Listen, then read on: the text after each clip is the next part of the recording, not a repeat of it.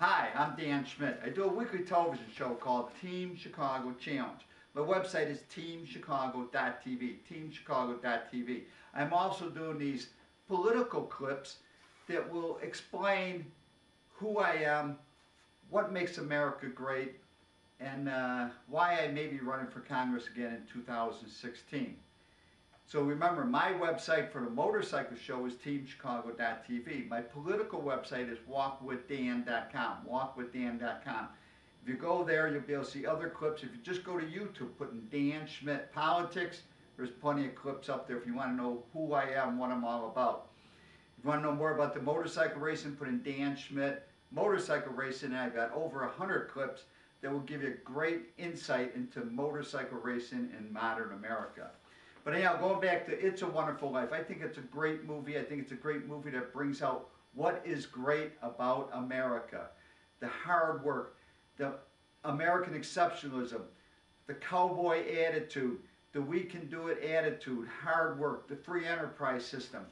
And there's two major speeches in this movie that George Bailey, who's played by Jimmy Stewart, delivers to give you a good insight of what makes America great. It's people working together. Not the government making you work together, but people forming together, the building and loans, savings and loans, building neighborhood banks. That's how the whole wealth of this nation came about, because of people working together. Because people in America love each other. For people in America work together and they want to make everybody's life much better. And that is the key to America. What makes America so much different? The United States of America, what makes it so much different than the other nations in the world? So we're going to show a couple clips, and I'm going to talk a little bit about this movie made in 1946. The movie is It's a Wonderful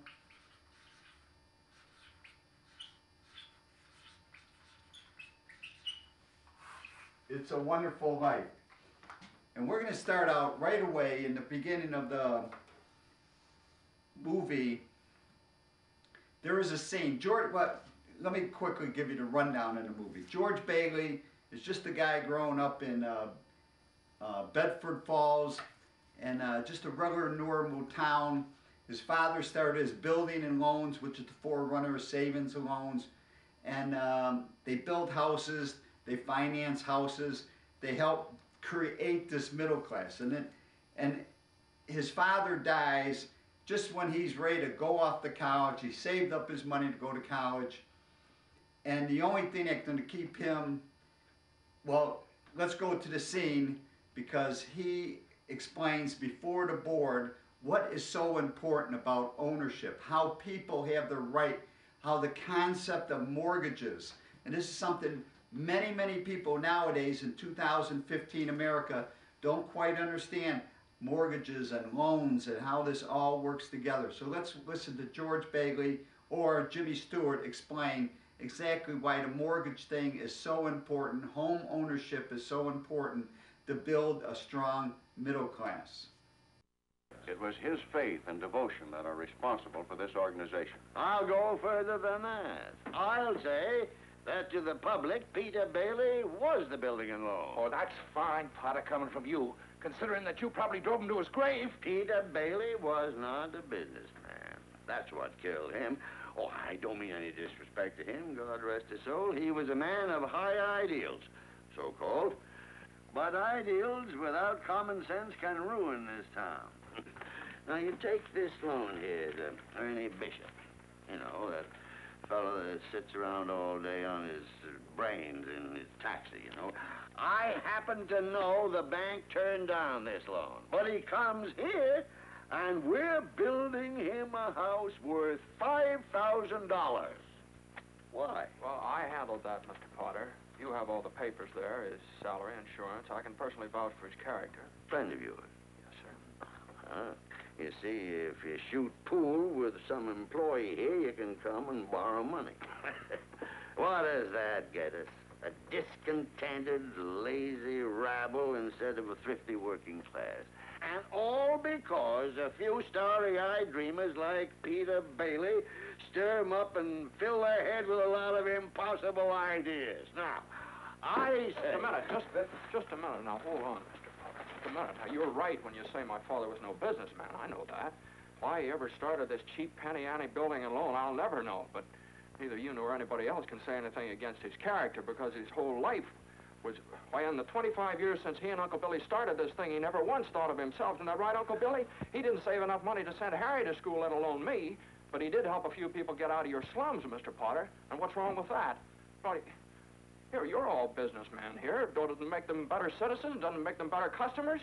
You said that what'd you say just a minute ago? They had to wait and save their money before they even thought of a decent home? Wait for what? Until their children grow up and leave them? Until they're so old and broken down that you know how long it takes a working man to save $5,000? Just remember this, Mr. Potter, that this rabble you're talking about, they do most of the working and paying and living and dying in this community. Well, is it too much to have them work and pay and live and die in a couple of decent rooms and a bath? Anyway, my father didn't think so. People were human beings to him, but to you, a warped, frustrated old man, they're cattle. Well, in my book, he died a much richer man than you'll ever be. I'm not interested in your book. I'm talking about the building and loan. I know very well what you're talking about. You're talking about something you can't get your fingers on, and it's galling you. That's what you're talking about, I know. Well, I've said too much. You're the board here. You do what you want with this thing. There's just one thing more, though. This town needs this measly one-horse institution, if only to have some place where people can come without crawling to Potter. Come on. Well, now you understand what I'm talking about. Why the middle class, what makes America. Home ownership, land ownership that's guaranteed by the local governments. Yes, you do have to pay property taxes, but everybody, the one thing that America represents compared to most of the 196 countries in this world, probably United States and maybe 10 or 12 other countries where you can own your home and you have a solid deed to that ownership.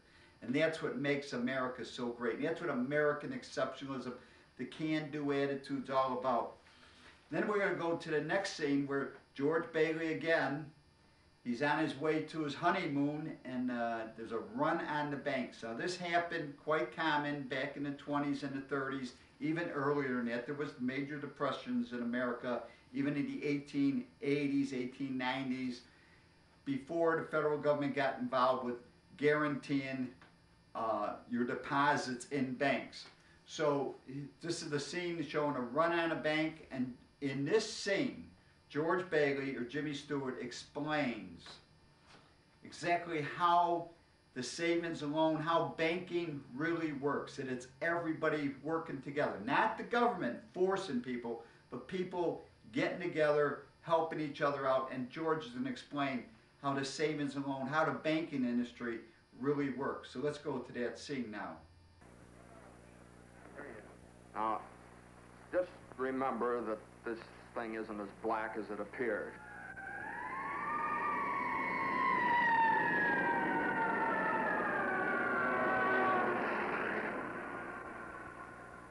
I have some news for you, folks. I was just talking to old man Potter, and he's guaranteed cash payments to the bank. The bank's going to reopen next week. But, George, I got my money here. Did he guarantee this place? Well, no, Charlie, I didn't even ask him. We don't need Potter over here. And I'll take mine now. No, but you're thinking of this place all wrong, as if I had the money back in a safe. The money's not here. Well, your money's in Joe's house. That's right next to yours. And in the Kennedy house, and Mrs. Maitland's house, and 100 others. You're lending them the money to build, and then they're going to pay it back to you as best they can. Now, what are you going to do, foreclose on them? I got $242 in here, and $242 isn't going to break anybody. Okay, Tom. All right. Here you are. You sign this. You get your money in 60 days.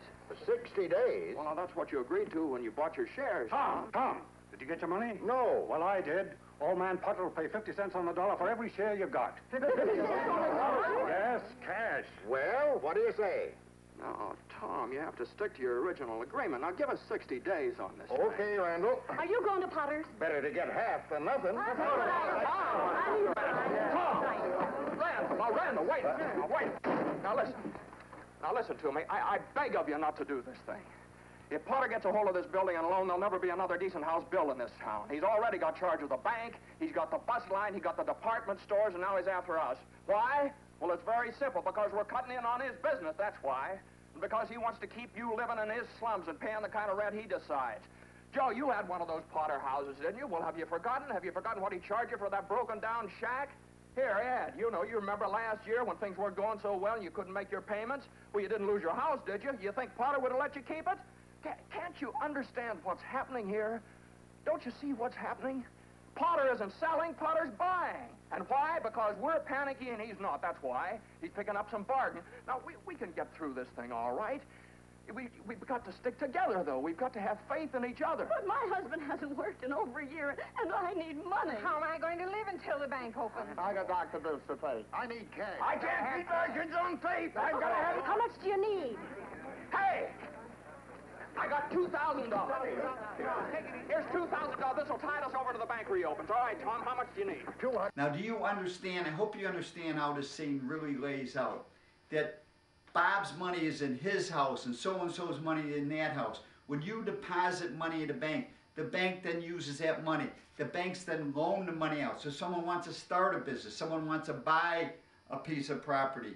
That's how, one of the things that makes America the greatest, even though, as we're in 2015 America, and you go back to the bank crash back in 2008, and it was under, I mean, there's no doubt about it, George Bush did not pay attention to what was going on, and that's how we got caught in this whole housing thing. But you got to remember, President Obama was right in there with them go-go boys. President Obama and his friends, whether it's a George Soros or Warren Buffett, or any of these other people that were involved with the crash, and the federal government allowing and forcing banks to give more money out, to give mortgages out to people that didn't even have a down payment. This all came together, and then the crash came in 2008. And to blame just George, I hold George Bush responsible also, because he even mentioned that they noticed something was coming, but instead of standing up and saying something in 2007, he allowed it to happen. So he is responsible. But remember, it's people like President Obama, the different mortgage go-go boys, the George Soros, all those people in the background, and the federal government is the other reason behind the housing crash in 2008. So let's go to another scene, and this scene is very important. Here is a guy, he owns a bar and he owns a restaurant, an Italian immigrant named Martini, and he really brings out how important it is, how great it is to be able to buy your own home. And this is the backbone of America. This is what makes America great. So let's go to this scene. And I want to point out Donna Reed in this scene maybe looks the most beautiful she ever was in her life. And I never watched the Donna Reed show when it was on TV. It was Shelley Fabares, Johnny Angel and all that. And I never watched that show. But in this movie, she was radiant playing Mary Bailey. So let's go to the scene and see the greatness of owning your own home. You rented a new house? Rent? You hear what he said, Mr. Bailey? What's that? I own the house. Me, Giuseppe Martini, I own my own house. No more we live like a pigs in this Paris field. Hurry! Come on, bring the bank. I'll take the kids in the car. Oh, thank you, Mr. Bailey. Thank you. All right, kids. Here, get in here. One at a time. Get right up in the seat there. Get the dog.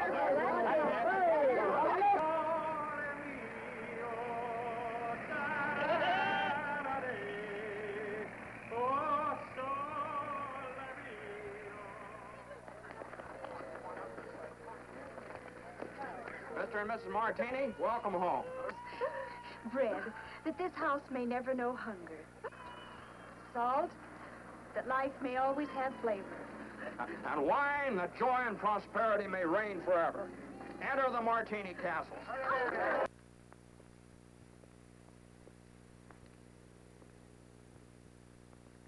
Pretty great to own your own home, and I know because I do own my own home, and I know the struggle to get that down payment together, to get the mortgage together, to do the runaround, and it is well worth it. And if you don't own your own home, and there are a good number of people in the population that don't want to own a home, and that's okay too, but America is great because there are people that own their own home.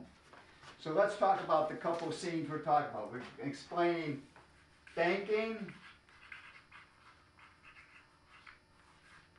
We'll also have explained how people working together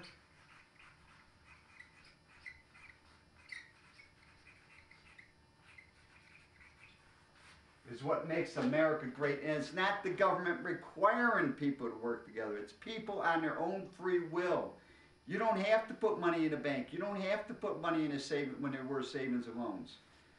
But if you participate, if the reason America has the wealth it has is because people can keep their money. And that's the biggest danger right now that we face in this country, that we have a federal government that wants to take more and more and more. And believe me, the more they take, the less people will want to work and create and invent. Okay, now the next scene. The whole idea of It's a Wonderful Life is the guardian angel comes down and George Bailey is ready to give it all up, commit suicide, jump off the bridge in order to save himself or save the savings loan because of the theft. And I'll get to that in a little bit.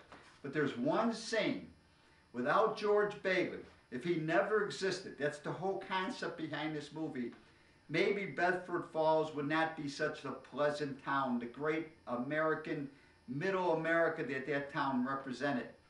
When you allow corrupt people, which Potter represents, when you allow corrupt people to run society, society has a tendency to downgrade. And I'm going to show some modern sceneries in with this scene. Here's George Bailey running down. It's no longer Bedford Falls, it is now Pottersville. And I have told people, and I have said, under President Obama, America is now becoming Pottersville. But I'm going to show you some modern scenes mixed in. Believe me, it is the moral code that made America great. It is the love of thy neighbor that has made America great. And as we start losing those things, little by little, America is not going to be as great as it was. So let's look at this scene. I'm going to throw in some modern scenes to go along with what's going on in Pottersville.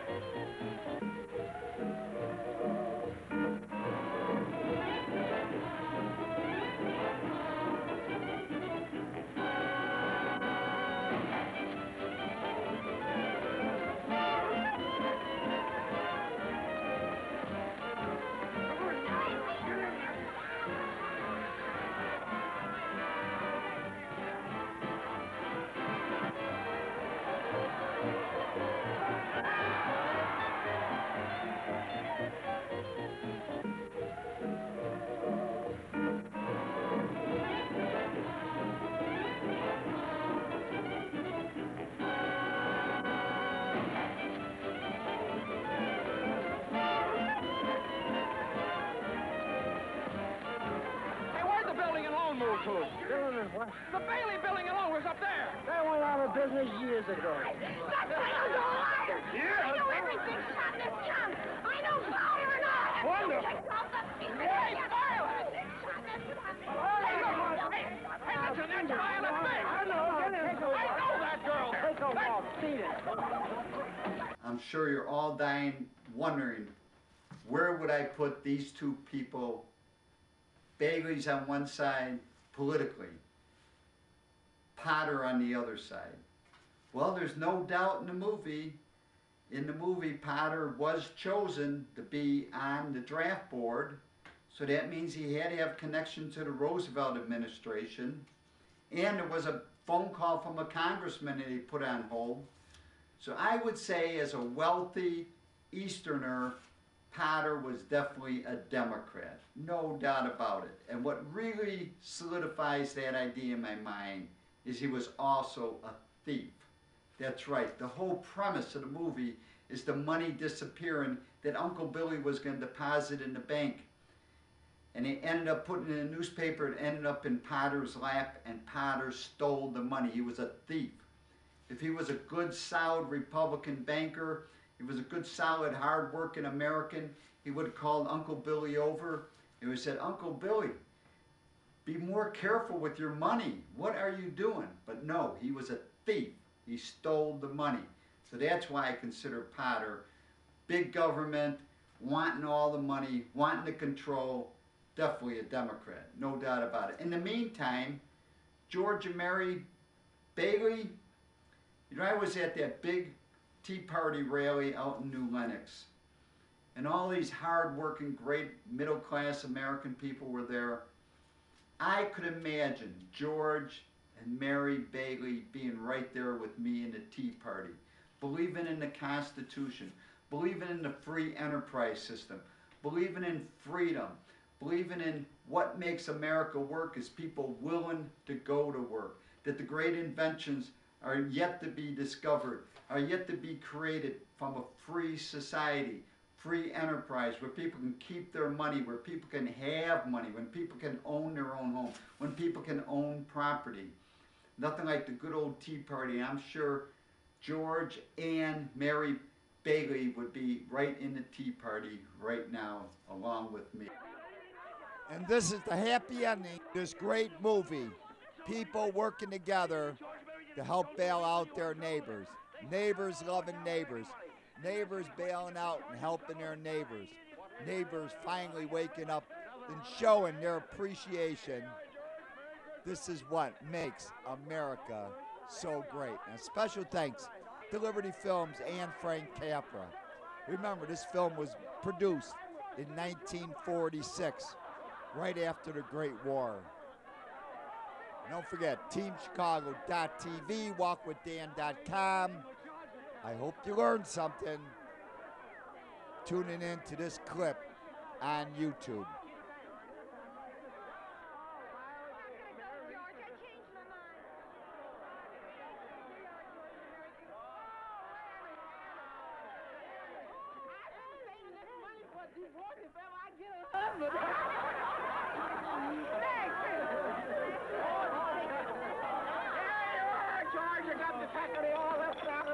Here's some beer to play with.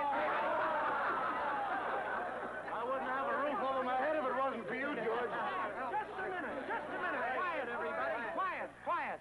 Now get this. It's from London. Oh. Mr. Gower cabled you need cash. Stop. My office instructed to advance you up to $25,000. Stop.